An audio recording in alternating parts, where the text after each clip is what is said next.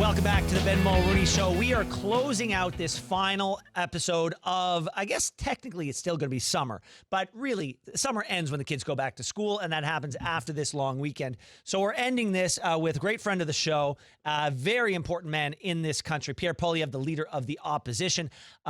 Pierre, welcome back to the show. Thank you so much for joining us.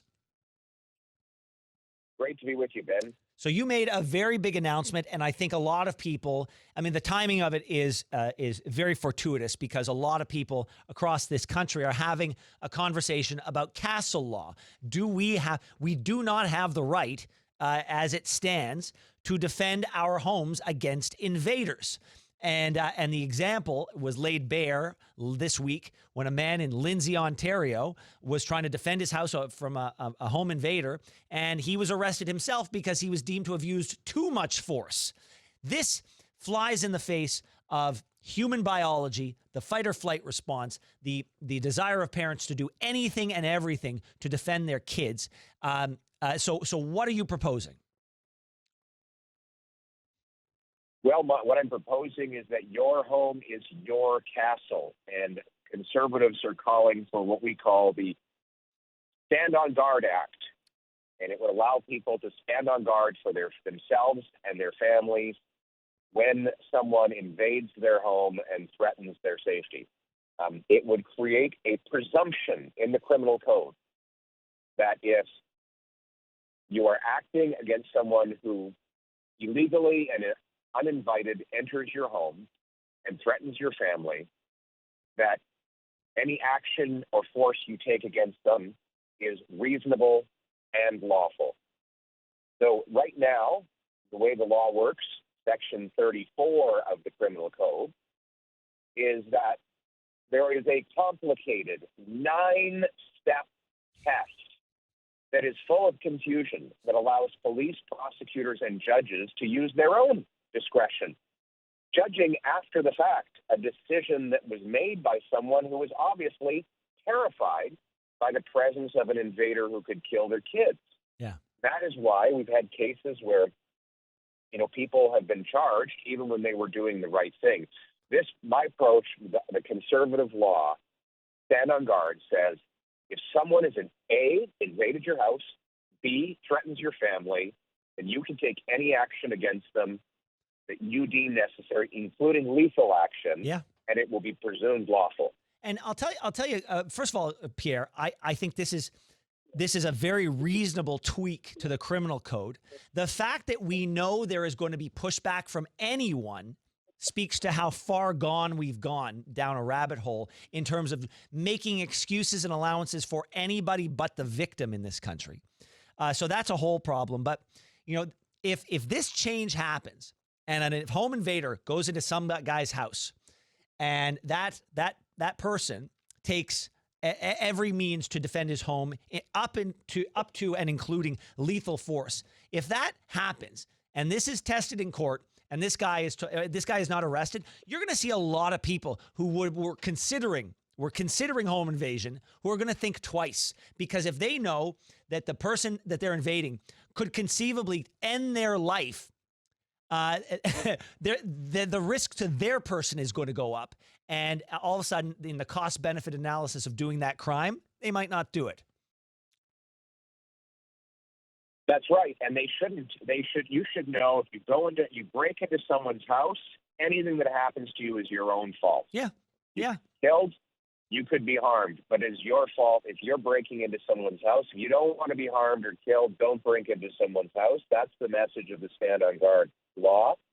And under the Liberals, after 10 years of Liberal laws, criminals are treated like victims, and victims are treated like criminals. Yeah. That's what conservatives intend to reverse with this law.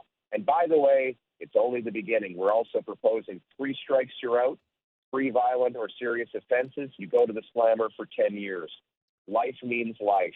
No bail for repeat offenders, no parole, no probation, no house arrest. Lock them up, throw away the keys. Has your side had any conversations with the government on any of these issues yet? I mean, do you know whether there's a receptive ear on the other side of the aisle? Not so far. I mean, we've been proposing these things and having them voted down now for years. So, the Liberals brought in these laws. We know they support them. We know Mark Carney favors the Liberal approach to criminal justice, and they had shown no interest in reversing it. Of course, they made some election promises, but what we're learning from Mark Carney is that he is a walking, talking, broken promise. All of that being said, Ben, if Mark Carney wants to work with me to pass the Stand on Guard Act, I will be happy not only to work with him, I'll be happy to let him have the credit.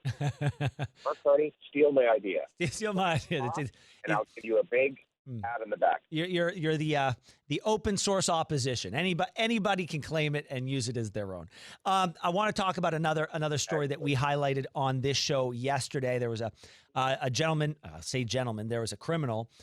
He was caught trying to abduct two women, throw them in the back of a van, and had that happened, had he succeeded, we never would have seen these women again. I was being cavalier, but I suggested they would have been on in a container ship on their way to Dubai, and that's it. We never would have seen them anymore. This man was found and convicted, and once they went to his home, they found all sorts of illegal guns that he's not supposed to own that were supposedly banned.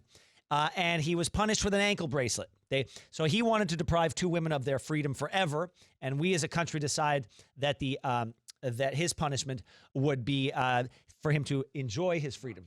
Oh, not convicted yet. Why he's been charged, but rather than spend a minute in jail, we gave him an ankle monitor. This is another thing, Pierre, that the Liberal government is going to have to address. Well, they did address this. They created this. Let's not pretend that the system just broke itself. Yep. The Liberals passed Bill C-75, which brings in the principle of restraint requiring judges to release accused under, quote, the least onerous conditions at, quote, the earliest opportunity. That is a Liberal law. It's a Liberal law, C-5, that requires judges to give violent repeat offenders house arrest. They can serve in their living room. These are Liberal laws. And Mark Carney been Prime Minister for 5 months. Instead of working the summer to fix the Liberal mess, he's kept it all in place, and all of these crimes are happening because of Liberal politicians. So let's no longer talk about the system or anything else. It's not the system. It's the Liberal laws that are causing this, and the only way to fix it is by passing Conservative laws to reverse them. Lastly, I want to talk to you about two stories, and we don't have a lot of time, so I'm going to go through them very quickly. We hear about Essence, the massive Montreal e-commerce site that's going to file for protection against creditors. And then we hear about the Diageo move out of Amherstburg, outside of Windsor, that's going to cause 200 jobs to go up in flames. Both can be traced to Donald Trump's tariffs. Wondering what your take is on both those stories in just about a minute or so. Well, we need to take emergency action to open our country for business. We can't rely on the Americans anymore. That's why I'm proposing the Canadian Sovereignty Act that will put us back in the driver's seat of our economy by repealing all of the Liberal anti-energy laws, rapidly approving construction on pipelines, ports, power lines, LNG plants, nuclear plants. It will eliminate capital gains tax when people reinvest their money here in Canada. It will unlock more production of our oil and gas. It will cut taxes on keeping technology and technology companies in Canada. Yeah. It will do all of those things. Again, I'm asking Mark Carney to steal this latest Conservative idea, put it in place. I'll give you credit. Let's put our country first. Enjoy the long weekend. I know you got a long road ahead. September 15th, the House comes back. Thank you very much for your time, Pierre. Have a wonderful long weekend. Enjoy your Labor Day. Yes, have a great long weekend. Thanks so much for watching the show. Now, if you enjoyed what you saw, hit that subscribe button so you never miss another episode of The Ben Mulroney Show.